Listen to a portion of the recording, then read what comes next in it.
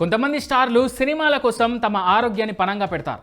చేస్తున్న సినిమా కోసం కథ డిమాండ్ మేరకు ఫిజికల్గా రకరకాలుగా ట్రాన్స్ఫార్మ్ అవుతుంటారు. ఈ కారణంగా తీవ్ర సమస్యలను కూడా ఎదుర్కొంటుంటారు. తాను కూడా బాహుబలి సినిమా తర్వాత చాలా ఆరోగ్య సమస్యలు ఎదుర్కొన్నా అంటూ రీసెంట్గా ఓ ఇంటర్వ్యూలో చెప్పుకొచ్చారు రానా. ఇప్పుడు ఈ ఇంటర్వ్యూలోని రానా చెప్పిన మాటలు నెట్టింట వైరల్ అవుతున్నాయి.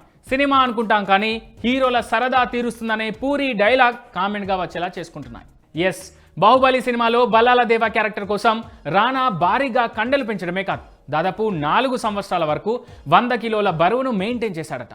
ఇందుకోసం హెవీ ప్రోటీన్ ఫుడ్ను తీసుకున్నాడు, హెవీ వర్కౌట్స్ చేశాడు. అయితే దాదాపు 4 సంవత్సరాలు భారీగా ఉన్న రానా ఆ సినిమా తర్వాత హెవీ డైట్ స్టార్ట్ చేయడంతో ఇబ్బందుల్లో పడ్డాడు, ఆరోగ్య సమస్యలను ఎదుర్కొన్నాడు.